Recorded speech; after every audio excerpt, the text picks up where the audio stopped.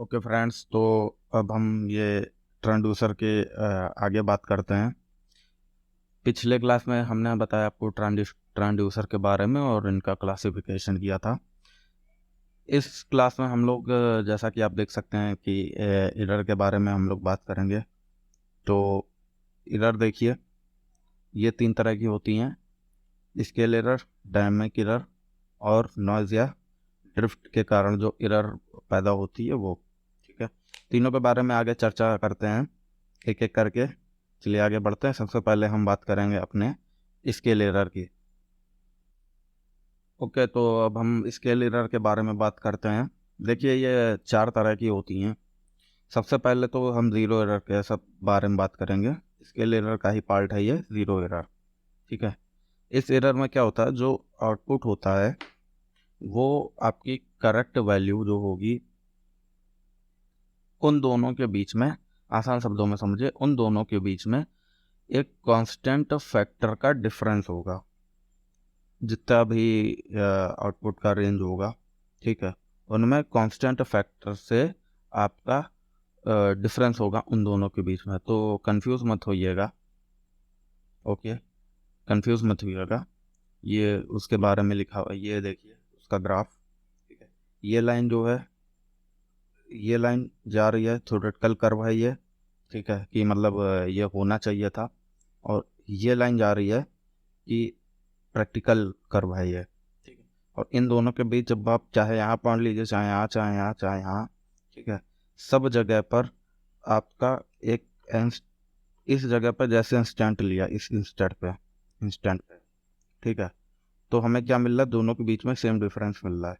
अब चाहे यहाँ पे अगर हम लेंगे तो यहाँ पे भी हमें ये और ये, इसकी वैल्यू के बीच में भी हमें, ठीक है, इतना ही एप्सिलॉन ही एरर मिलेगा। ठीक है, आई होप अगर आप समझ गए होंगे। अगर आप नहीं समझे तो प्लीज़ कमेंट बॉक्स में बता दीजिएगा। चलिए बढ़ते हैं आगे। चलिए, तो अब हम लोग इसके एरर के दूसरे पार्ट के बारे में बात कर लेते हैं, जिसका नाम है सेंसिटिविटी एरर। ठीक है, इस एरर में क्या होता है कि ये कोई कांस्टेंट वैल्यू होगी, तो थ्योरेटिकली वैल्यू और जो आपकी प्रैक्टिकल वैल्यू होगी, ठीक है, उन दोनों के बीच में किसी कांस्टेंट का मल्टीप्लिकेशन हो रहा होगा। थोड़ा समझने में कॉम्प्लिकेटेड है, बट किसी ये समझ लीजिए, किसी कांस्टेंट वैल्यू जो थ्योरेटिकल मान लीजिए आ रहा है आपका आउटपुट 4, ठीक है, लेकिन प्रैक्टिकली हमें हमें मिल रहा है वो 8। ठीक है, और जब हमें थ्योरेटिकली मिलना है कितना, जैसे मान लीजिए 6, तो वो हमें मिल रहा है 12। मतलब किसका मल्टीप्लाई होता जा रहा है, 2 का। एक यहाँ पे अगर हम ग्राफ देख के बना, ये थ्योरेटिकली और ये प्रैक्टिकली के, जैसे एक एग्जांपल के तौर पे अगर हम बात करें, ठीक है, मान लीजिए थ्योरेटिकली हमें मिलना था 4, तो हमें कितना मिल रहा है, 2 गुणे 4 बराबर 8। मान लीजिए अगर हमें मिलना था थ्योरेटिकली 6, तो हमें कितना मिल रहा है, 2 गुणे 4 बराबर 12, सॉरी 6। अब मान लीजिए कोई हमें मिलना था 8, ठीक है, तो हमें मिल रहा है 2 गुणे 8 बराबर 16। तो इस तरह से इस तरह से ये हमारा सेंसिटिविटी एरर होती है। ठीक है, इसको मैं इरेज कर देता हूँ ताकि ये ग्राफ में आपको कोई प्रॉब्लम ना हो।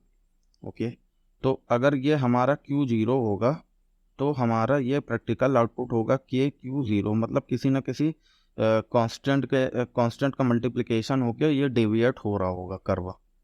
ओके, ये डेविएट हो रहा होगा कर्व। ओके, अच्छा, इससे एक चीज़ ये निकलती है क्या, थ्योरेटिकली आउटपुट और प्रैक्टिकल आउटपुट का जब हम डिवाइड करेंगे या रेशियो निकालेंगे तो एक कोई कांस्टेंट आएगा। ओके, वैसे तो आना चाहिए 1, लेकिन क्या आएगा, कांस्टेंट आएगा।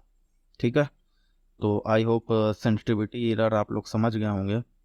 चलिए अब हम लोग नेक्स्ट एरर की तरफ हम लोग बढ़ते हैं। ओके, तो अब ये स्केल एरर का तीसरा पार्ट है, जिसे हम कहते हैं नॉन कन्फर्मिटी एरर। इसमें ज़्यादा बड़ी कोई बात नहीं है, बस ये ट्रांसफ़र फंक्शन के लेके बना है ये एरर।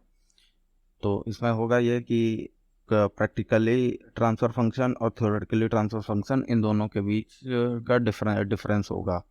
ठीक है, तो इस प्रकार की एरर है अगर, तो हम इसे नॉन कन्फर्मिटी एरर कहेंगे। बस इसके बारे में इतनी सी ही बात है।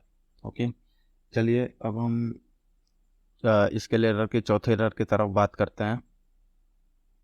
तो स्केल एरर के चौथे टाइप की एरर है हमारी हिस्टेरिसिस। अब इसका तो नाम ही काफ़ी है, किसको नहीं पता होगा इसके बारे में। ठीक है, तो इसको मैं खाली ग्राफ के द्वारा बनाऊंगा, लिख नहीं रहा हूँ इसके बारे में। तो होगा क्या, जब हमारा हिस्टेरिसिस में क्या होता है, इंक्रीज होने के बाद जब हम डिक्रीज करते हैं तो हमें सेम आउटपुट नहीं मिलता है। ओके, तो जो हिस्टेरिसिस में होता है वही ये एरर है। जैसे जैसे हम लोग इस इंस्टेंट पर जैसे जैसे हम लोग इनपुट को इंक्रीज कर रहे हैं तो हमारा कर्व ये बन रहा है।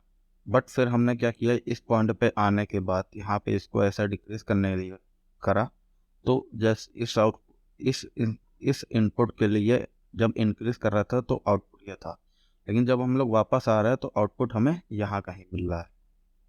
ओके, तो ये हुआ हमारा हिस्टेरिसिस लूप। चलिए अब हम ट्रांसड्यूसर के दूसरे एरर के बारे में बात करेंगे, डायनेमिक एरर का। ये स्केल एरर हमारा पूरा हुआ। अब बात करते हैं डायनेमिक एरर की। तो ये डायनेमिक एरर है हमारा। ठीक है, ट्रांसड्यूसर का दूसरा टाइप। पीछे स्केल एरर थे सारे, अब ये डायनेमिक एरर है। तो ये डायनेमिक एरर तब होता है जब इनपुट हमारा टाइम के साथ वेरी कर रहा हो। जैसे हमारा कैपेसिटर है या इंडक्टर को बात अगर हम करें, ठीक है, तो क्या होगा कि एक परफेक्ट वैल्यू, जैसे आप कहते हैं कि कभी कैपेसिटर होता है वो 100% चार्ज नहीं होता है। ठीक है, वो कहीं ना कहीं अगर 12 वोल्ट चार्ज होना हो तो 11.98, 11.99 कुछ ना कुछ मतलब गैप होता ही होता है। ठीक है, तो क्या होगा, तो ये एरर होगी हमारी डायनेमिक एरर होगी। ओके, और ये टाइम का कांस्टेंट होता है, तो इसको हम कम करने के लिए हमेशा हम जो है क्या करेंगे, टाइम कांस्टेंट को छोटा करके इस एरर को कम करने की कोशिश हम लोग कर सकते हैं। ये हमारे ग्राफ के थ्रू डायनेमिक एरर के बताने की कोशिश की है। ठीक है, कितना वैल्यू होना चाहिए था ई, बट हमारा पहुंच कितना रहा है, इतना लगभग पहुंच रहा है। अब ये वैल्यू एक मान सकते हैं आप। ठीक है, क्योंकि कर्व है तो इसकी इक्वेशन कुछ दूसरी होगी। एक्सपोनेंशियल ग्राफ है तो ये एक्सपोनेंशियल वाली इक्वेशन होगी इसकी। ओके, तो क्या है कि ये जो आप गैप देख रहे हैं इन दोनों के बीच का, ये और ये, या ऐसे देखें ये या ये, तो ये एरर होगी हमारी डायनामिक एरर। आई होप आपको समझ में आ गया होगा। बढ़ते हैं अब हम ट्रांसड्यूसर के तीसरी और आखिरी एरर की तरफ। ओके, तो ये हमारे ट्रांसड्यूसर की आखिरी एरर है, नॉइज़ और ड्रिफ्ट के कारण। नॉइज़ के वजह से हमें पता है आपका एम्पलीट्यूड आपका रैंडमली मिलने लगता है। ठीक है, नॉइज़ में क्या होता है, रैंडमली इनपुट मिलने लगेगा, एम्पलीट्यूड मिलने लगेगा। ठीक है, और ड्रिफ्ट क्या होता है, समय के साथ आपका स्लो चेंज होता है ट्रांसड्यूसर में। ठीक है, और ये दोनों ही जो आपके नॉइज़ हैं, जो इनके कारण से नॉइज़ उत्पन्न होती है या पैदा होती है, वो इनपुट पर डिपेंड नहीं करती है। ये टाइम के कारण होता है कि समय टाइम बीत गया और ट्रांसड्यूसर ओल्ड हो गया तो भी ये हमारी नॉइज़ जनरेट होती है इससे। ओके, तो आई होप आपको नॉइज़ के बारे में पूरी जानकारी मिल गई होगी। अगर फिर भी कोई क्वेरी है तो आप मुझे कमेंट बॉक्स में आप बता सकते हैं। ठीक है, और हमेशा की तरह ध्यान रखिएगा कि लाइक शेयर और सब्सक्राइब करना ना भूलें, ताकि चैनल मोनेटाइज होने के बाद हम आपको नोट्स भी इसके प्रोवाइड कर सके, और कुछ नई चीज़ें जैसे कॉम्पिटिटिव लेवल की हम जीबी गुप्ता या कोई और other questions topic wise question को हम लगाने के लिए प्लेलिस्ट मैंने इसके बारे में सोचा है, तो उसकी ओर भी हम बढ़ें। लेकिन जब लोग ज़्यादा होंगे तभी यह काम करने में मज़ा भी आएगी, इसलिए अभी हम खाली बस आपका थ्योरी डाल रहे हैं। ठीक है, चलिए तो मिलते हैं हम लोग अगले क्लास में। ठीक है, तब तक के लिए बाय बाय, टेक केयर और ध्यान रखिए अपना।